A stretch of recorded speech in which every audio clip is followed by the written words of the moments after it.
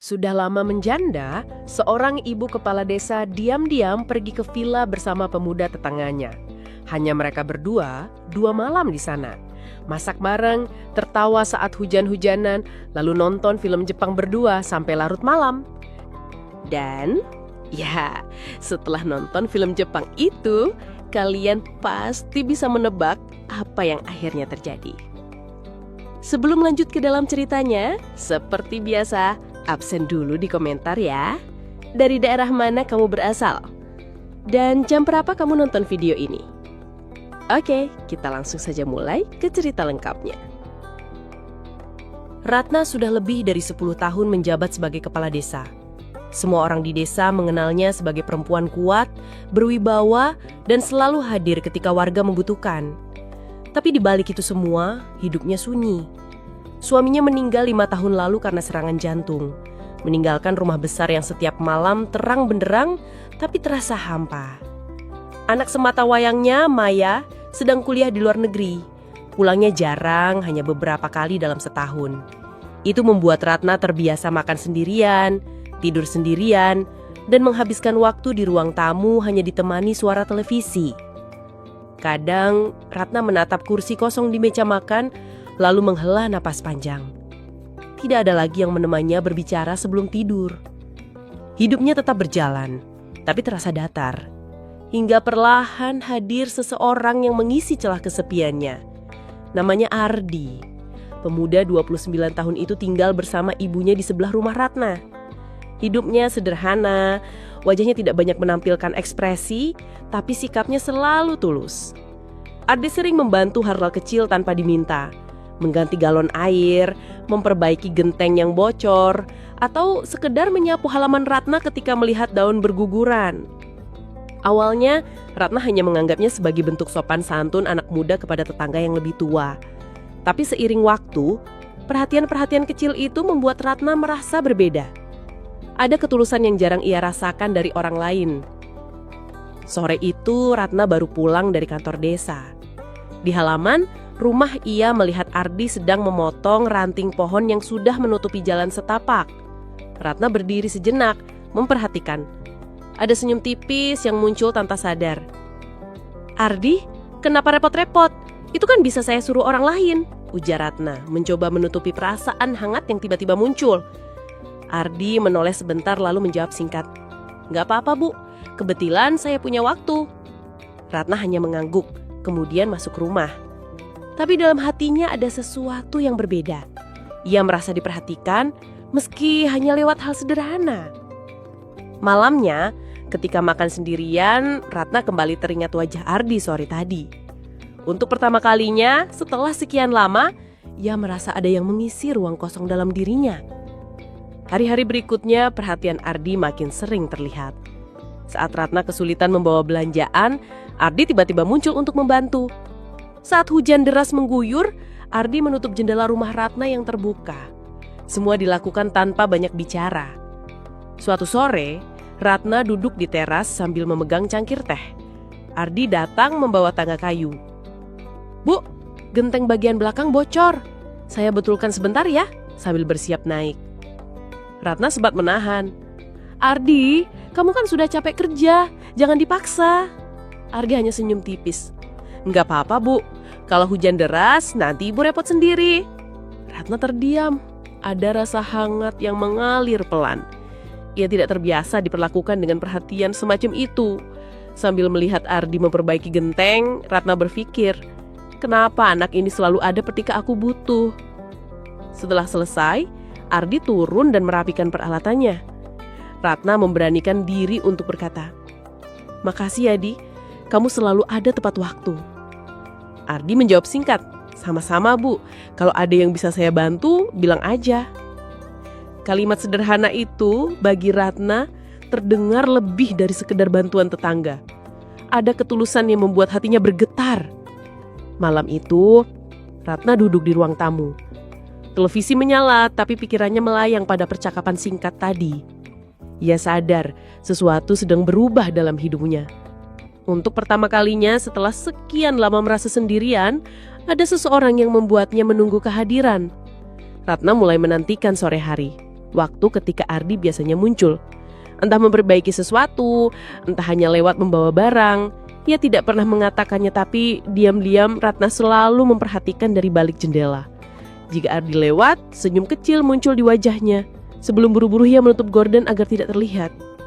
Dalam hatinya, Ratna tahu bahwa yang ia rasakan masih samar. Bukan cinta yang bergejolak, tapi rasa hangat yang perlahan tumbuh. Dan itu sudah cukup untuk membuatnya merasa lebih hidup daripada sebelumnya. Hari-hari berikutnya, kebersamaan Ratna dan Ardi semakin sering terjadi. Awalnya hanya berupa bantuan kecil, tapi perlahan berubah menjadi rutinitas yang tak terucap. Setiap sore, Ardi selalu mampir sebentar, entah untuk mengecek keadaan rumah atau sekadar menyapu halaman. Ratna yang biasanya duduk sendirian di teras, kini selalu menunggu kedatangannya. Sore itu, Ratna sedang menyiram bunga yang sudah mulai layu. Ardi datang membawa ember. "Biar saya saja, Bu," katanya sambil mengambil alih selang air.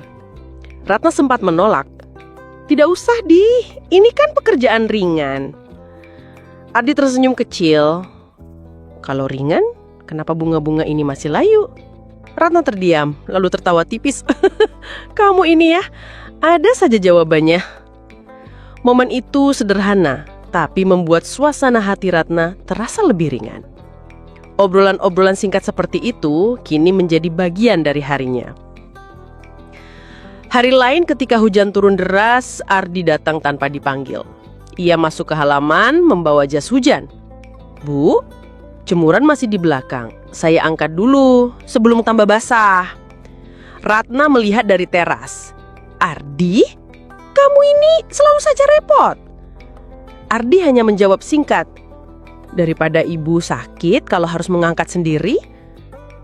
Kata-kata itu membuat Ratna terdiam. Ia tidak terbiasa mendapat perhatian sekecil itu. Setelah Ardi pergi, Ratna duduk lama di kursi teras, merasa ada sesuatu yang berbeda. Seiring waktu, Ardi mulai nyaman berbicara dengan Ratna. Tidak banyak, tapi cukup untuk membuat mereka semakin dekat. Sore itu, mereka duduk di teras setelah pekerjaan selesai. Hujan baru saja reda, udara masih dingin.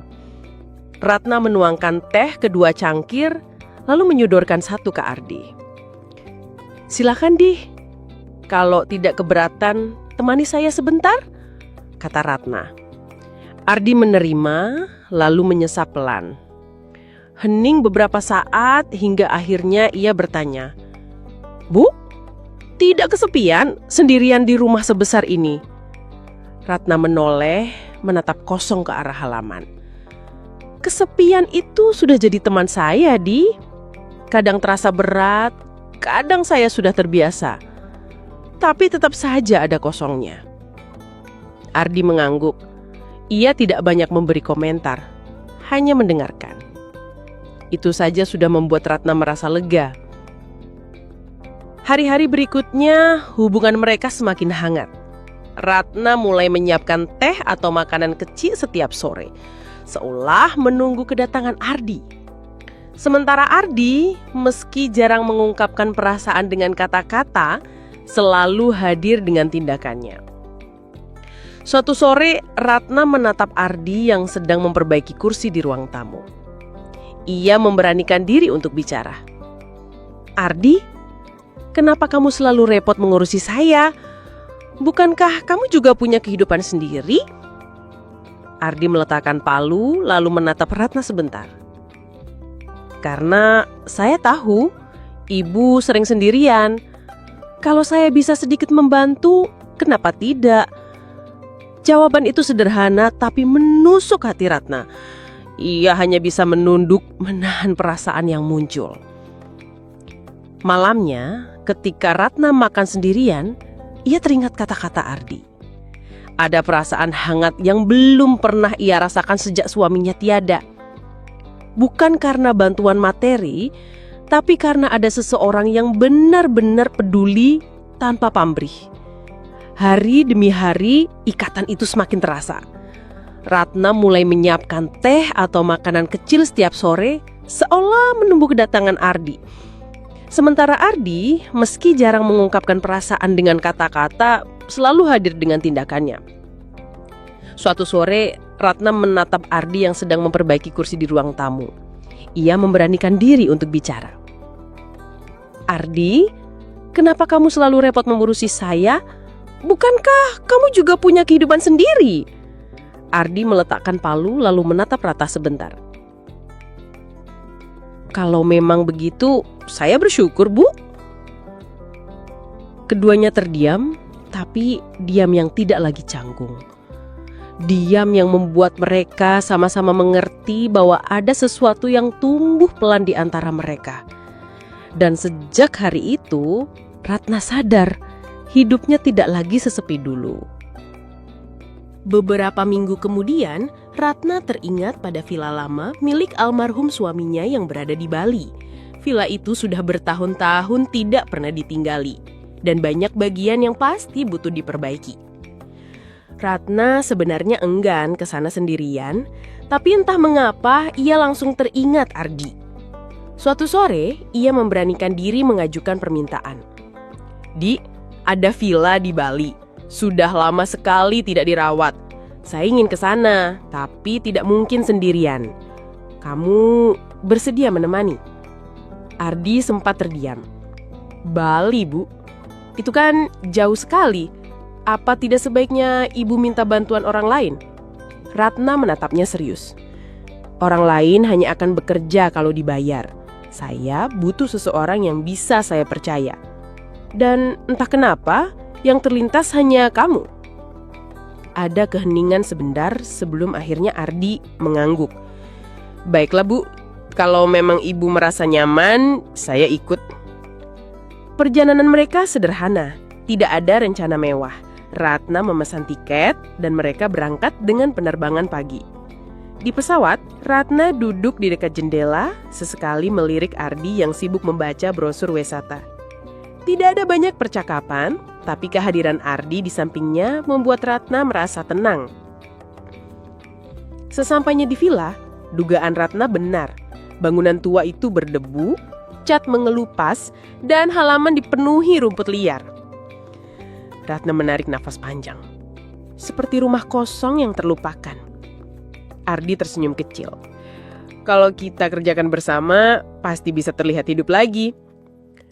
Hari-hari berikutnya mereka menghabiskan waktu membersihkan villa. Ardi mengangkat perabotan, memperbaiki pintu yang macet. Sementara Ratna menyapu dan merapikan ruangan. Mereka bekerja dalam diam, sesekali bertukar komentar kecil. Sore hari, setelah lelah bekerja, mereka duduk di teras villa menghadap laut. Angin sepoi-sepoi membawa ketenangan. Ratna membuka percakapan. "Sudah lama sekali saya tidak duduk santai seperti ini. Biasanya selalu ada rapat, urusan desa, atau telepon yang tidak pernah berhenti." Ardi menoleh. "Mungkin ini saatnya ibu belajar memberi ruang untuk diri sendiri?" Ratna terdiam, lalu tersenyum tipis. "Kamu benar, Di. Kadang saya lupa kalau saya juga butuh beristirahat." Hari berikutnya, hujan deras turun di Bali.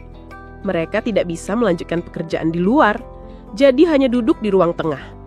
Ratna membuatkan mie instan sederhana, lalu menyajikannya di meja. "Maaf ya, makanannya seadanya, saya tidak sempat belanja." Ardi tertawa kecil. "Justru enak, Bu. Saya sudah lama tidak makan mie instan buatan orang lain." Keduanya tertawa bersama dan suasana terasa hangat. Sesuatu yang jarang Ratna rasakan selama bertahun-tahun. Malam terakhir di villa menjadi momen yang sulit dilupakan. Mereka duduk di teras memandangi bintang-bintang. Tidak ada suara lain selain debur ombak dari kejauhan. Ratna memecah keheningan. "Di, sudah lama sekali saya tidak berasa hidup seperti ini. Rasanya tenang, rasanya saya tidak sendirian." Ardi tidak langsung menjawab. Ia hanya menoleh, menatap Ratna dengan sorot mata yang penuh pengertian. Akhirnya ia berkata pelan, "Kalau memang ibu merasa lebih baik, saya bersyukur bisa ada di sini." Ratna menatapnya sebentar, lalu berkata lirih, "Malam ini Jangan panggil saya ibu ya. Ardi terdiam, mengerti arti ucapan itu. Ia hanya mengangguk pelan. Tidak ada janji manis, tidak ada kata-kata berlebihan. Hanya keheningan yang syarat makna. Seolah-olah mereka berdua sudah memahami arah hubungan yang sedang tumbuh. Keesokan harinya mereka bersiap kembali. Villa itu memang belum sepenuhnya diperbaiki, tapi Ratna merasa ada sesuatu yang sudah berubah. Bukan pada villanya, melainkan pada dirinya sendiri. Ia kini membawa pulang perasaan yang lama hilang, ketenangan dan juga harapan. Sepulang dari Bali, kehidupan Ratna kembali seperti biasa. Ia kembali sibuk dengan urusan desa, menghadiri rapat, dan menerima tamu. Namun ada sesuatu yang berbeda dalam dirinya. Senyumnya lebih sering muncul, langkahnya terasa lebih ringan. Orang-orang mulai memperhatikan perubahan kecil itu, meskipun tidak semua bisa menebak penyebabnya. Ardi tetap menjalani hari seperti biasa. Ia masih tinggal di rumah sederhana di sebelah rumah Ratna. Namun setelah perjalanan ke Bali, cara mereka berinteraksi berubah. Tidak lagi sekedar tetangga yang saling menolong, melainkan ada keakraban yang terasa lebih dekat.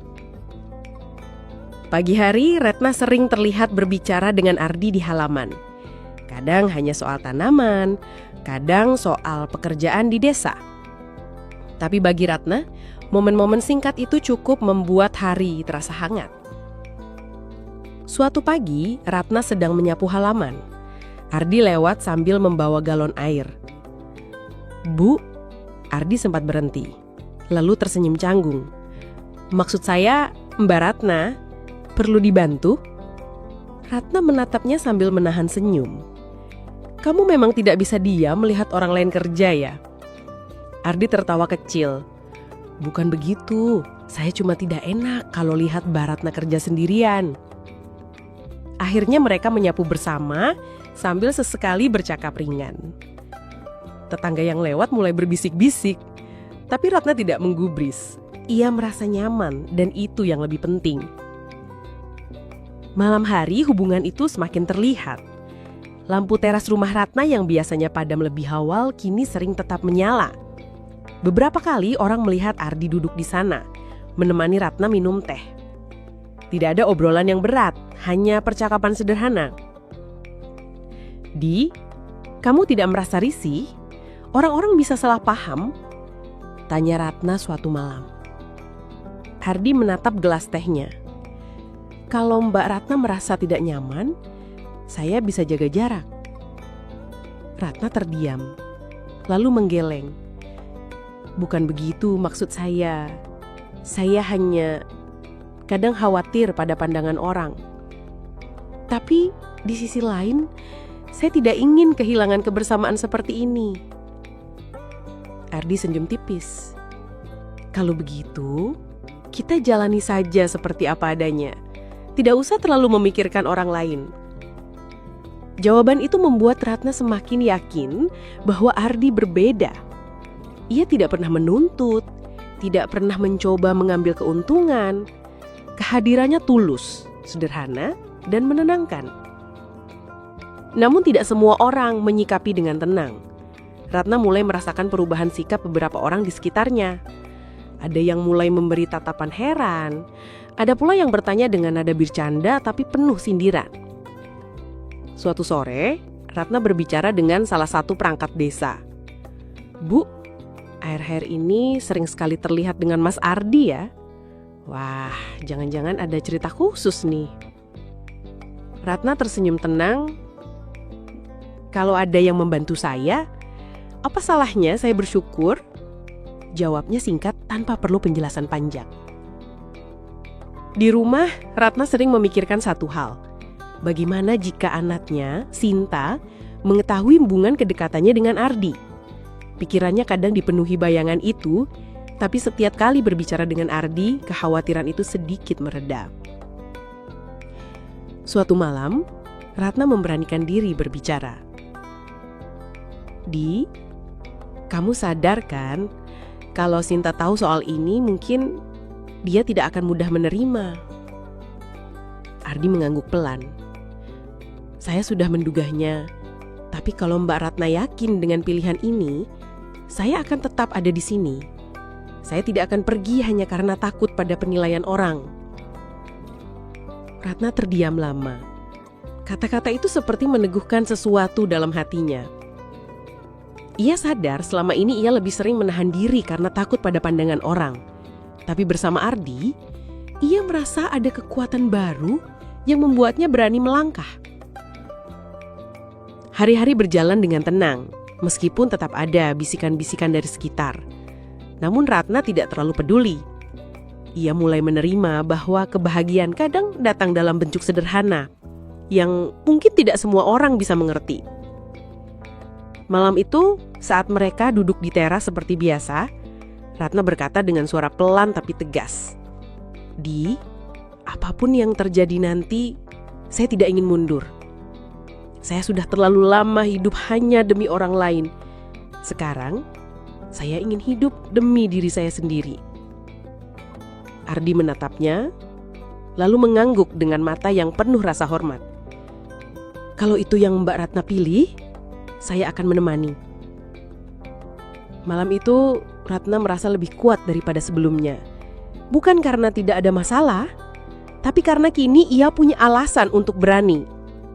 Beberapa minggu setelah Ratna dan Ardi semakin akrab, Sinta akhirnya pulang dari luar kota.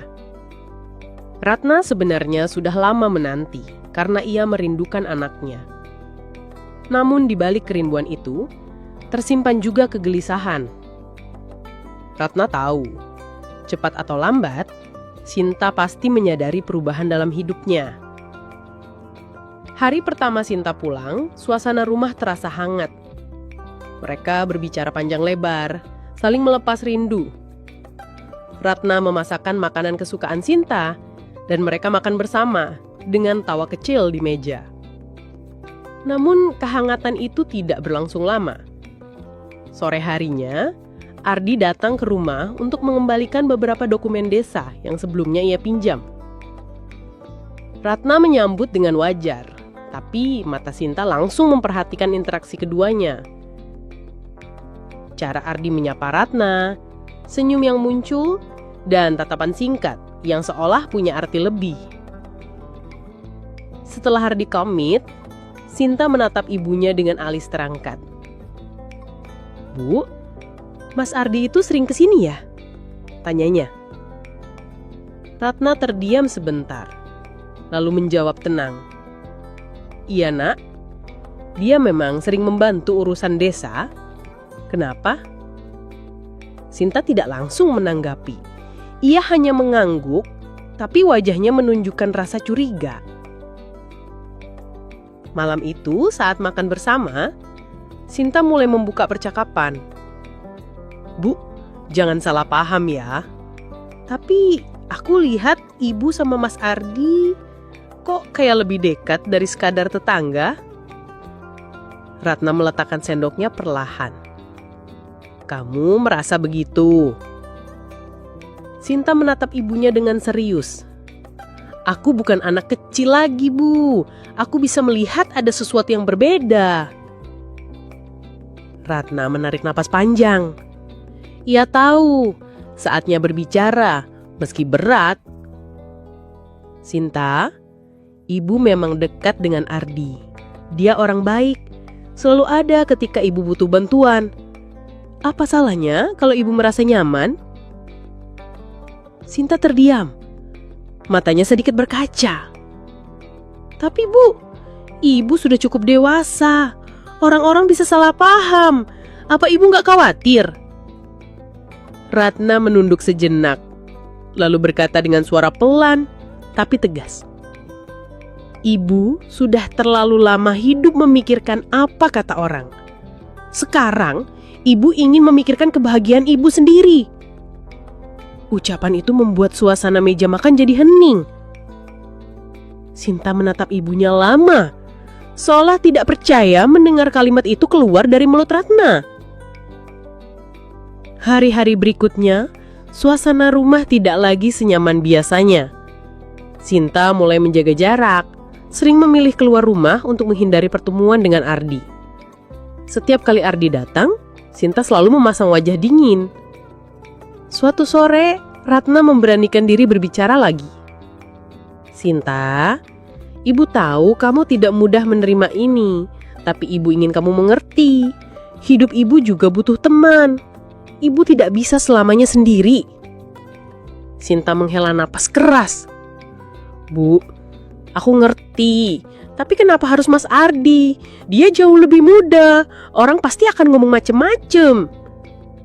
Ratna menatap anaknya dengan penuh kesabaran. Kamu benar. Ardi memang lebih muda. Tapi dia menghargai ibu. Memperlakukan ibu dengan baik.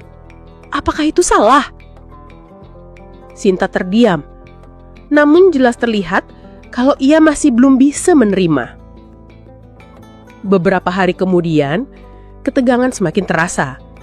Sinta pulang larut malam, lalu mendapati ibunya sedang duduk di teras bersama Ardi. Ia langsung menghampiri dengan nada tinggi. Bu, apa nggak malu duduk berduaan begini malam-malam? Orang sekampung bisa lihat. Ratna kaget, sementara Ardi memilih diam dan menunduk. Ratna kemudian berdiri, mencoba menenangkan. Sinta, jangan bicara seperti itu di depan orang lain. Namun, Sinta tetap melanjutkan. Aku ini anak ibu. Aku yang malu kalau dengar omongan orang. Ibu gak mikirin aku sama sekali. Ratna menatap anaknya dengan mata berkaca. Ibu sangat memikirkan kamu, nak. Tapi, ibu juga harus jujur pada hati ibu sendiri. Ardi perlahan pamit, meninggalkan Ratna dan Sinta yang masih dalam ketegangan. Malam itu, Ratna menangis sendirian di kamarnya. Ia sadar, keberaniannya memilih kebahagiaan ternyata menimbulkan luka pada anaknya. Namun di balik kesedihan itu, Ratna juga merasakan keteguhan. Untuk pertama kalinya, ia berani menyuarakan isi hatinya di depan Sinta. Ia tahu, ini bukan akhir, melainkan awal dari perjalanan yang lebih sulit. Hari-hari setelah pertengkaran dengan Sinta, terasa berat bagi Ratna. Rumah yang biasanya hangat, kini lebih sering diliputi keheningan. Sinta memilih banyak diam, jarang berbicara dengan ibunya, seolah memberi jarak yang dalam. Ratna merasakan perihnya penolakan itu, namun di dalam hatinya, ia tetap teguh. Suatu sore, Ratna duduk di ruang tamu sambil menatap foto almarhum suaminya. Ia berbisik lirih, seakan berbicara pada sosok dalam foto itu. Mas, kalau kamu masih ada, pasti aku gak akan serumit ini. Tapi aku sudah terlalu lama sendirian. Aku butuh teman, seseorang yang bisa membuatku merasa hidup lagi. Air matanya menetes, namun bersamaan dengan itu terdengar ketukan di pintu. Ardi datang, membawa beberapa berkas dari desa. Melihat wajah Ratna yang sembab, ia langsung peka. Ibu habis menangis ya? Tanyanya lembut. Enggak Di, cuma lagi capek aja. Ardi duduk di hadapannya, menatap penuh perhatian. Bu, saya tahu Sinta masih sulit menerima keadaan ini, tapi jangan menyerah. Ibu sudah cukup lama mengorbankan diri. Sekarang giliran ibu memikirkan diri sendiri. Ratna menunduk, lalu menghela nafas panjang. Kadang ibu merasa egois, Di. Seolah ibu cuma mikirin kebahagiaan sendiri, tanpa lihat perasaan Sinta. Ardi menggeleng pelan. Itu bukan egois, Bu. Itu manusiawi. Saya yakin lama-lama Sinta akan mengerti. Yang penting kita tetap jujur sama hati ibu. Kata-kata itu membuat Ratna merasa lebih tenang. Kehadiran Ardi bukan hanya memberi kenyamanan, tapi juga dukungan moral yang sangat ia butuhkan. Beberapa hari kemudian, kabar miring mulai terdengar dari tetangga. Bisik-bisik soal kedekatan Ratna dengan Ardi semakin sering sampai ke telinganya. Suatu pagi, salah satu tetangga datang berkunjung dan dengan nada sinis berkata, Bu Ratna, orang-orang kampung sudah banyak ngomong loh. Katanya ibu dekat sekali sama Mas Ardi. Hati-hati Bu, malu kalau sampai jadi bahan onongan. Senyum sinis. Terima kasih sudah mengingatkan. Tapi biar orang mau bicara apa saja, saya yang menjalani hidup ini. Selama saya tidak merugikan siapapun, saya tidak perlu takut. Ucapan Ratna itu terdengar mantap. Setelah tetangga itu pulang, ia duduk lama di kursi teras. Hatinya bergetar, tapi bukan karena takut, melainkan karena baru kali ini ia merasa berani berdiri tegak menghadapi penilaian orang. Di sore harinya, Ratna menceritakan hal itu pada Ardi. "Di, tadi ada tetangga yang datang nyindir soal kita. Dulu mungkin aku akan malu, tapi entah kenapa sekarang aku gak goyah. Aku merasa sudah saatnya aku hidup sesuai kata hatiku." Ardi senyum bangga. Itu baru ibu. Saya selalu ada di sisi ibu, apapun yang orang bilang. Bagi saya, yang penting kita jujur sama diri sendiri. Ratna menatap Ardi, merasakan kekuatan dari ketulusan kata-katanya. Dukungan itu menjadi energi baru bagi Ratna. Beberapa hari setelah itu, hubungan Ratna dengan Sinta pun sedikit demi sedikit mulai membaik. Meski Sinta belum sepenuhnya menerima, ia mulai melihat keteguhan ibunya. Suatu malam, Sinta berkata lirih sebelum tidur. "Bu, aku masih belum bisa sepenuhnya terima. Tapi aku lihat ibu kelihatan lebih bahagia. Aku gak mau lihat ibu terus sedih." "Terima kasih, Nak. Itu saja sudah cukup buat ibu." Beberapa minggu setelah keberanian itu, Ratna merasa sudah waktunya memberi ruang lebih bagi dirinya dan Ardi. Ia mengingat sebuah villa tua milik almarhum suaminya di Bali yang sudah lama tidak terurus. Tempat itu dulunya menjadi kenangan manis keluarga. Tapi sejak suaminya tiada, Ratna tak pernah lagi berani ke sana. Suatu sore, ia menyampaikan niat itu pada Ardi. "Di, aku ingin pergi ke Bali. Ke villa lama, sudah bertahun-tahun tidak aku kunjungi. Aku ingin melihatnya lagi sekaligus, mungkin memperbaiki sedikit." Ardi menatap Ratna, lalu tersenyum lembut. "Kalau ibu mau, saya temani. Biar ada yang bantu." Ratna menatapnya penuh syukur. "Terima kasih, kamu selalu ada." Beberapa hari kemudian, mereka berangkat bersama. Perjalanan tidak banyak diisi percakapan panjang, mereka lebih banyak diam, tapi diam yang tidak terasa canggung. Sesekali Ardi menanyakan kabar, atau Ratna bercerita singkat tentang masa lalu di villa itu. Semua terasa mengalir, sederhana namun penuh kedekatan. Sesampainya di Bali, villa tua itu tampak kusam, dipenuhi debu dan daun kering. Ratna berdiri memandanginya lama, perasaan campur aduk. "Dulu tempat ini ramai sekali, sekarang seperti mati," ucapnya lirih. Ardi mendekat, menaruh tangannya di bahu Ratna. "Kita hidupkan lagi, Bu, pelan-pelan." Mereka pun mulai membersihkan villa bersama. Ardi menyapu halaman, memperbaiki pintu, dan mengecek atap. Sementara Ratna membersihkan bagian dalam. Sesekali mereka tertawa kecil saat menemukan barang-barang lama. Saat makan siang sederhana dengan nasi bungkus, Ratna tersenyum dan berkata, "Entah kenapa, makan seperti ini terasa lebih nikmat daripada makan di rumah besar sendirian." Ardi menimpali, "Karena kita makan bareng, kebahagiaan memang sederhana, Bu." Hari-hari di villa itu berjalan tenang. Mereka tidak melakukan hal besar, tapi setiap kebersamaan terasa hangat. Malamnya mereka duduk di teras menikmati suara hujan yang turun pelan.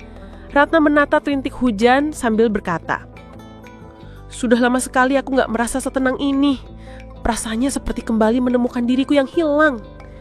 Ardi hanya tersenyum lalu berkata pelan, "Kalau ibu bahagia, saya ikut bahagia." Ucapan sederhana itu menembus hati Ratna. Ia sadar, Ardi tidak pernah menjanjikan dunia yang mewah, tapi ia selalu ada. Tidak dengan kata-kata manis, tapi dengan kehadiran yang nyata. Di malam terakhir, mereka duduk berdua di teras, lebih dekat dari biasanya. Ratna menoleh ke Ardi dan berkata, "Ardi, malam ini jangan panggil aku ibu. Anggap saja kita dua orang yang sedang duduk bersama tanpa jarak." Ardi terdiam sejenak lalu mengangguk. "Baik, Ratna." Hanya satu kata, tapi cukup untuk membuat Ratna merasa berbeda. Malam itu mereka tidak banyak bicara lagi, Keheningan justru membawa kedekatan yang lebih dalam daripada 1000 kata. Setelah kembali dari Bali, Ratna terlihat lebih hidup. Senyumnya lebih sering muncul, langkahnya lebih ringan. Orang-orang desa bisa merasakannya. Meski masih ada bisik-bisik, Ratna tak lagi peduli. Ia sudah berdamai dengan dirinya sendiri. Sinta pun mulai melihat perubahan itu. Meski hatinya masih campur aduk, ia tak bisa menyangkal bahwa ibunya terlihat lebih bahagia. Suatu sore, Sinta berkata, "Bu, aku masih butuh waktu, tapi kalau memang dia bisa bikin ibu tersenyum lagi, aku nggak akan menghalangi." Ratna memeluk anaknya erat. "Terima kasih, Nak. Itu saja sudah cukup." Beberapa hari kemudian, Ratna mengadakan acara kecil di halaman rumah. Tidak mewah, hanya sekedar syukuran sederhana.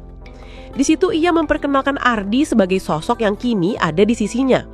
Tetangga-tetangga datang, sebagian memberi selamat, sebagian hanya diam. Tapi Ratna tak lagi takut. Ia sudah berdamai dengan dirinya sendiri. Malam setelah acara itu, Ratna dan Ardi duduk berdua di teras rumah. Tidak ada musik, tidak ada pesta. Hanya mereka berdua ditemani angin malam yang tenang. Ratna berkata dengan suara lembut, "Rumah ini akhirnya nggak sepi lagi. Bukan karena ramai, tapi karena hatiku sudah terisi." Ardi menatapnya penuh makna. Lalu jawab singkat, "Saya janji nggak akan pergi. Selama ibu mau saya ada." Ratna tersenyum. Untuk pertama kalinya dalam bertahun-tahun, ia merasa utuh. Bukan karena cinta yang berapi-api, tapi karena kehadiran yang tulus. Kisah Ratna dan Ardi berakhir bukan dengan janji besar atau kemewahan, melainkan dengan ketenangan. Ketenangan yang selama ini hilang, kini kembali hadir. Dan disitulah Ratna menemukan bahagianya.